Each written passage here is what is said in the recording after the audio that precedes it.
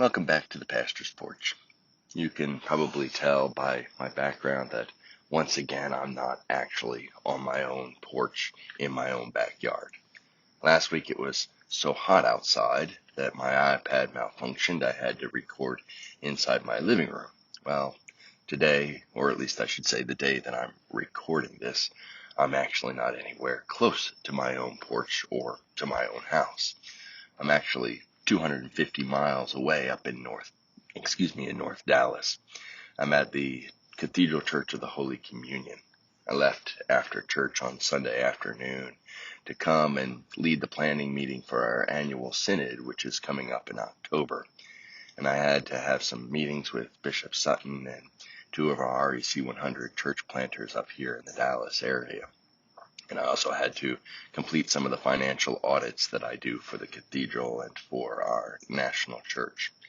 And so I'm sitting on their porch early on Wednesday morning. It's about 7:18, getting ready to finish up my work this morning. And then I'll be hitting the road to drive back down to Houston, ready to be back together again with our Laos Deo group tomorrow morning on Thursday. But whether I'm on my porch or whether I'm in my living room because of heat or because I'm on the porch at our cathedral in Dallas, it doesn't really matter. It's still the pastor's porch wherever I am. And I pray that as I share my life and as I share some of my thoughts with you, that together we will all grow in our faith and connect with God just a little bit more. This week I was really drawn to the idea of rain, or might I say storms. Some of you know that I hate to drive in the rain.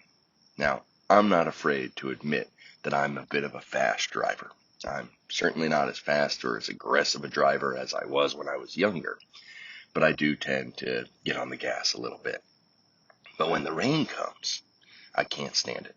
I will slow down and become one of those white-knuckle drivers going half the speed limit.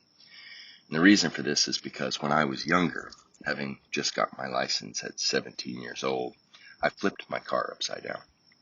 I was on my way home from church at our vacation home in the Pocono Mountains of North Pennsylvania. It had been raining and I was driving too fast. And about a mile from the entrance to the neighborhood where our house was, I came around a bend in the road and I began to fishtail on the wet road. And I tried to control it and I tried to avoid the car that was coming at me in the other lane, but I couldn't. Well, I did avoid the oncoming car, but I couldn't avoid the mountain. And I ended up hitting the incline side of the mountain with the right front of my car, and I flipped my car over onto my roof and it slid down the road. And thankfully, God was with me. The roof was crushed, at least on the passenger side. But the driver's side was okay, almost as if there had been this circle of protection around me. Furthermore, I wasn't wearing a seatbelt, yet I was not injured. I didn't hit my head on the windshield. I didn't hit it on the side windows or even the steering wheel. I actually climbed out of the driver's side window upside down. And the only injury that happened was that I happened to step on a piece of broken glass which cut my foot. And that was only because I wasn't wearing any shoes while I was driving. God was certainly with me in that. Yet 31 years later, the rain on the road still brings back those memories, and I feel as though my car might be slipping on the road, even if it isn't. Now, why do I say this? And why do I think of rain this week? Well, it was because of my drive up here to Dallas on Sunday. I was texting with my wife on the drive, of course using Siri to do it hands-free. And I was telling her that there must be a major storm brewing between Waco and between Dallas. As I drove up I-35 east, I could look to my left or to the west, and the skies were increasingly growing darker. The temperature gauge in my car dropped nearly 15 degrees, and lightning bolts were flashing from sky to ground in the horizon. And so Liz looked it up for me at home, and she confirmed that there were some really severe storms happening on I-35 west, and that they were moving to the east. And so I prepared myself for the inevitable. I would have to drive through something really bad. Yet as I drove the final 80 miles, it remained clear. To my left, dark as could be. Yet straight ahead of me, blue skies. And no rain fell on my car until I was 8 miles from the hotel. And even then it was only a sprinkle. It wasn't until I literally turned into the hotel parking lot that the skies opened wide and came down and the storm started. And then all that night there were major storms in the area. And that got me thinking, because you may recall also how my family took vacation the week after the 4th of July. We went down to Galveston, and that week was the week when all the storms were happening in Galveston, and especially in the Katy-Houston area.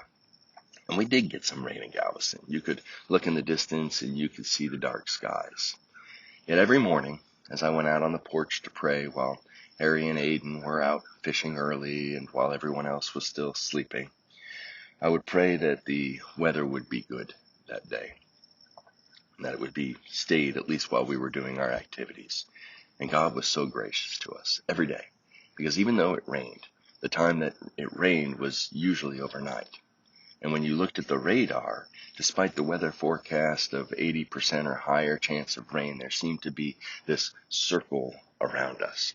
Rain in every direction, except where we were. We went to the beach 3 times that week.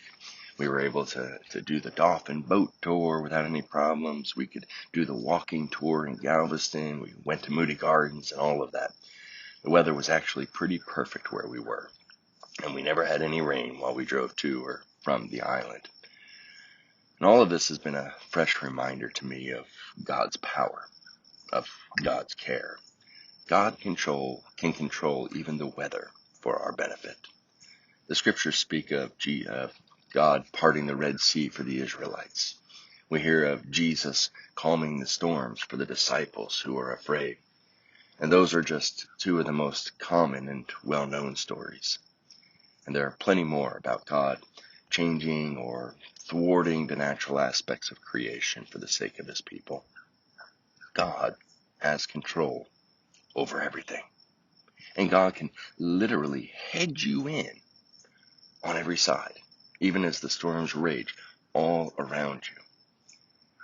Now, I don't want to say that that's an automatic thing, because the rain sometimes does fall on us. I mean, the storms sometimes do come. And God decides that it's best in his own wisdom that it's better for you or for me to go through the storm rather than to avoid it. God does allow us to go through those times, and that's important, because it certainly does strengthen our faith and our trust in him during those particular times and those storms.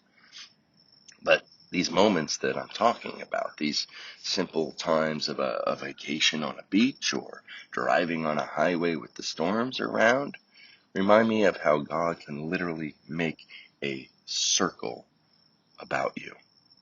Whether with the rain or the storms, or even as me in the driver's side seat of an upside down car 31 years ago.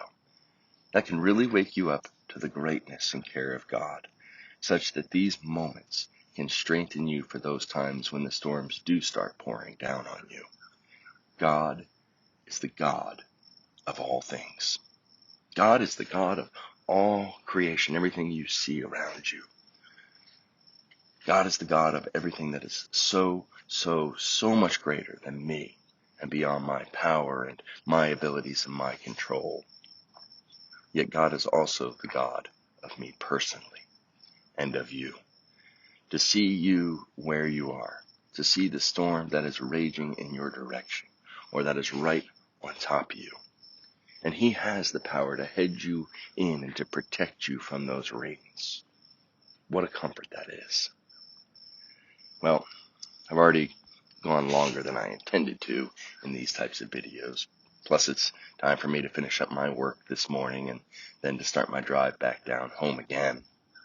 But I hope and I pray that even if it is in the smallest of ways, you have been drawn closer to God today. So until I get back to my own porch, hopefully for next week, God bless, and I can't wait to see you at church on Sunday morning.